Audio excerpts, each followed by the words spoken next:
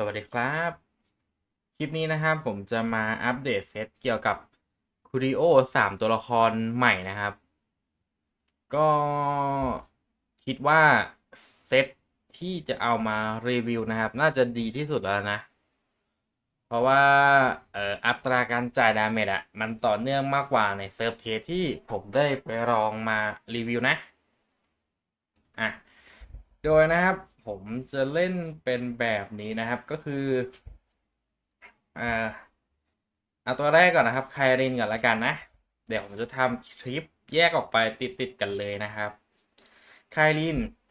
ผมจะใส่เป็นเมสมาไดรฟ์เพสติเลนพูนะครับเพื่อเอามาคอมโบบ่อพิษนะแล้วผมจะใช้เป็น moderation 75%นะครับแล้วก็สลับธาตุนะจะเอาเป็นพิษ4แล้วก็น้ำแข็ง1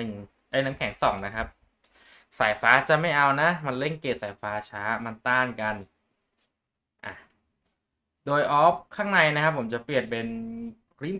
คีเรทกับคลิดาเมจนะครับโดยอัตราคีผมนะมันจะเกินค่าแคปไปหน่อยนะครับจะเป็น42%แต่ว่าค่าแคปเนี่ย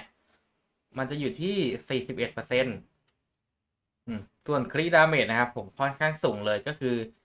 461%นะครับเพสซิเลนพูเมสมาไดนะครับทันเดอร์พูทันเดอร์เคาน์เตอร์นะ2อันนี้ต้องมีอยู่แล้ว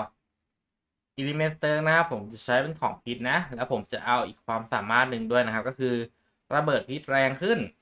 ผมเอามาสร้างบ่อพิษลดก่อนนะครับอย่างที่รู้กันของวิเศษคูริโอของไคลินมันลดเกราะได้ค่อนข้างเยอะเลยนะครับถ้าเกิดใครเล่นออฟแรงออฟเดียวก็แนะนำว่าอีกอันให้ใส่เป็น damage to a s t a l นะครับหรือตีเกราะบอสแรงขึ้น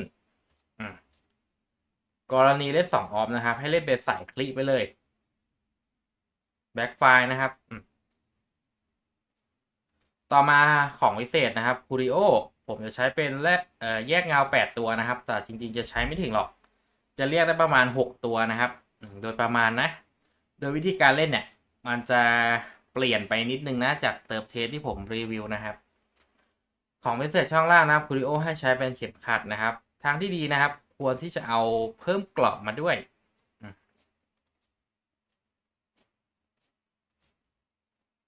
นี่นะครับพยายามให้กรอบเป็น600ที่เหลือจะเอาอะไรก็ได้แล้วแต่นะครับโดยอันเนี้ยผมจะเล่นคู่กับอันตินะครับแต่ว่าจะไม่ได้ปาดรัวๆนะครับของทาเลนนะครับ potential นะผมจะใช้เป็นแบบนี้นะครับแล้วส่วนรอบนอกผมจะใช้เป็นแพรี่และดอทได้นะเดี๋ยวผมจะสอนเทคนิคในการเล่นนะครับช่องขวานะครับลากเป็นกรอบนะครับเพื่อเอาดาเมจจากของวิเศษคูริโอช่องเข็มขัดนะสะสมธาตุอันนี้สำคัญมาก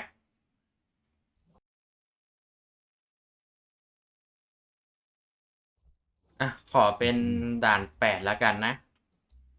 จริงๆเมื่อกี้นะครับลงเป็นด่าน9ไปแต่ว่าใบมันค่อนข้างเยอะนะครับผมจะใช้สกิลไม่ได้ก็เลยขอเป็นด่าน8เหมือนเดิมแล้วกันบอสก็ถึกนะครับตั้งแต่พารากอน6ขึ้นไปก็ถึกแล้วนะ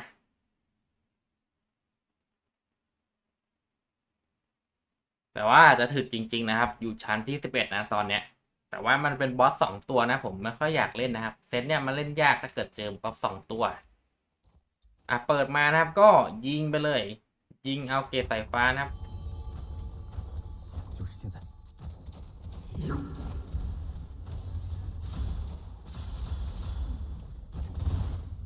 เราจะใช้อันติหน่อยนะครับเดี๋ยว F เลย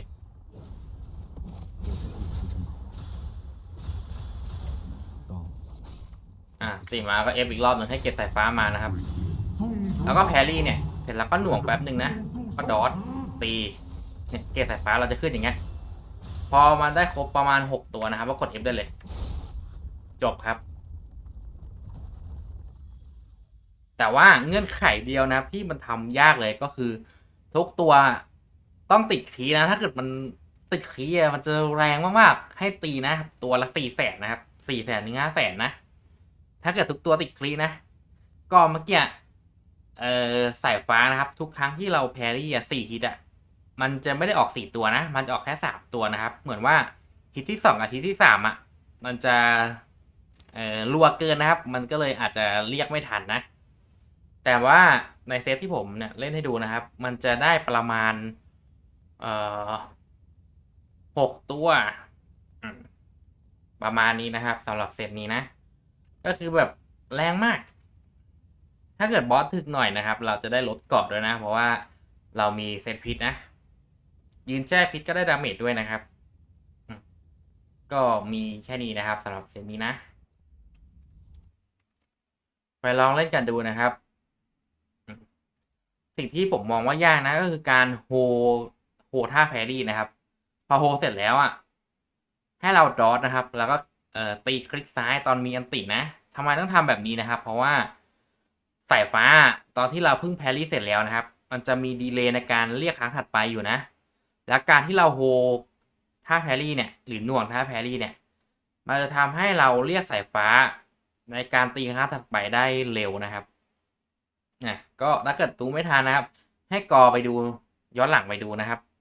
ให้ย้อนหลังไปดู